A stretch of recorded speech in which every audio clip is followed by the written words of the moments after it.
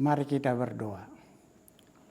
Bapa dalam sorga, kembali kami bersyukur dan berterima kasih Tuhan atas segala kemurahan, kebaikan Tuhan yang memelihara hidup kami setiap hari.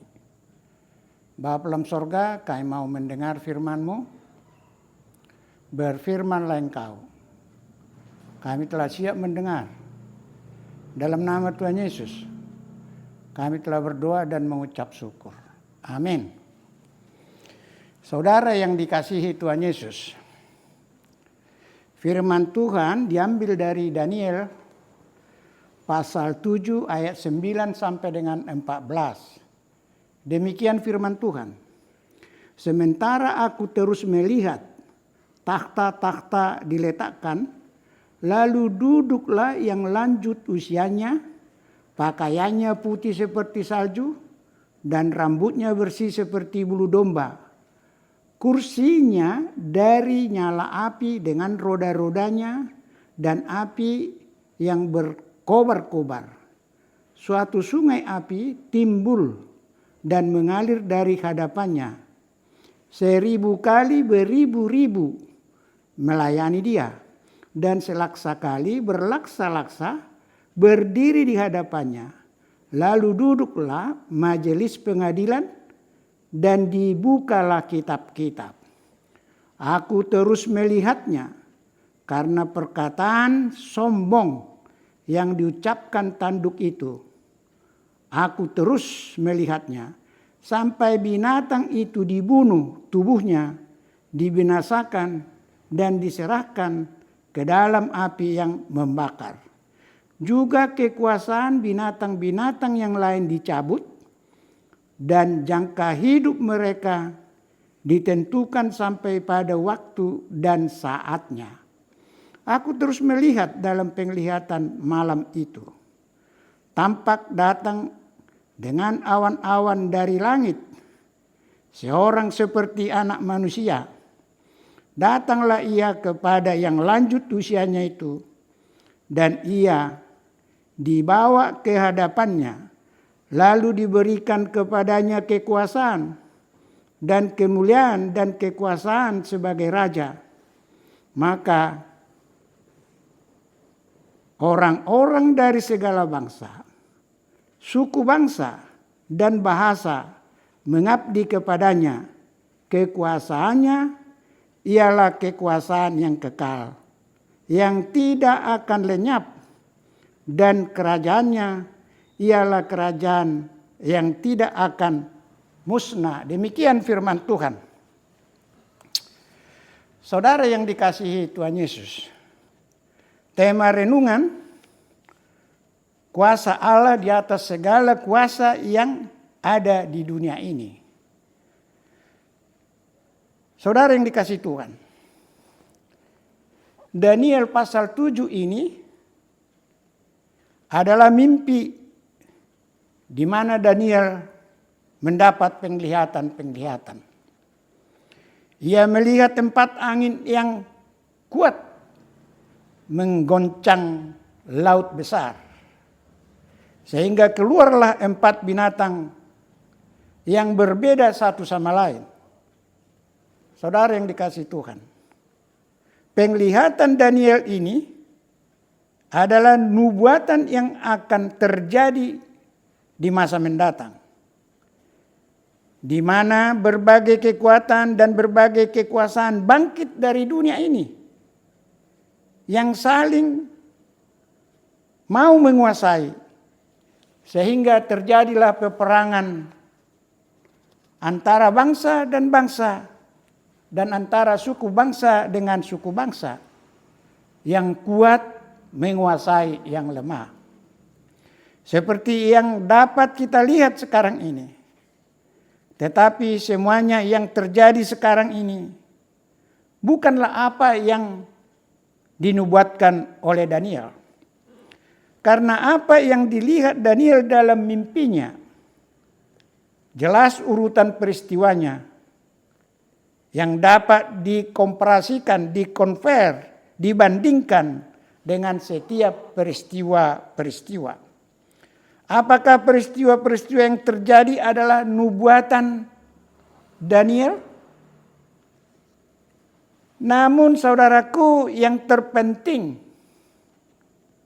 dari nubuatan Daniel ini untuk mengingatkan saudara dan untuk mengingatkan saya untuk bertobat sesegera mungkin.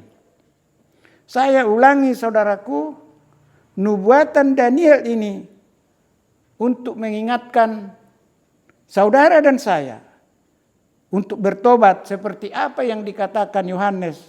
Bertobatlah sebab kerajaan sorga sudah dekat.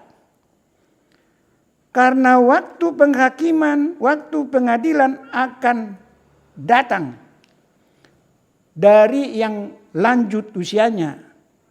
Yang lanjut usianya di sini ialah gambaran dari Allah yang kekal. Saudara yang dikasihi Tuhan, Yohanes Pembaptis memanggil semua orang percaya untuk bertobat. Mengapa? Karena kerajaan sorga sudah dekat. Saudaraku, kata sudah dekat di sini mau mengatakan kepada kita semua orang percaya supaya senantiasa siap menyambut kedatangan Tuhan Yesus yang kedua kali. Melalui kedatangannya yang kedua kali atau melalui kematian yang senantiasa ada mengikuti saudara dan saya, yang kita yakini adalah tidur. Yohanes 11 ayat 25 dan Lukas 8 ayat 52b.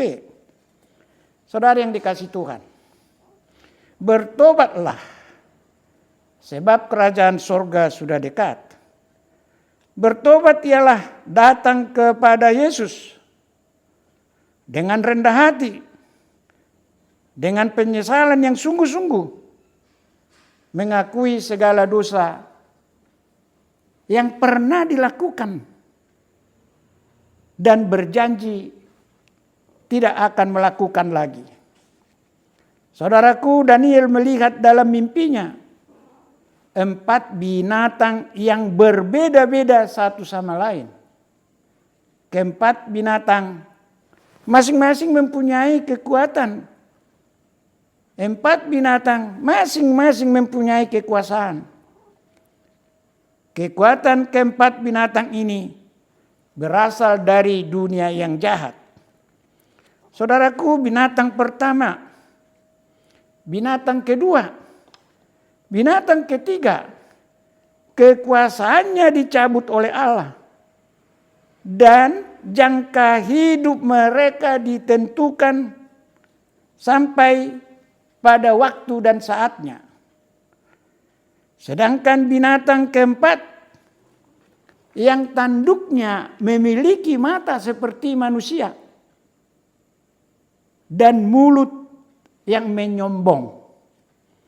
Binatang keempat ini dibunuh tubuhnya, disiksa, diserahkan ke dalam api yang bernyala-nyala. Api yang membakar.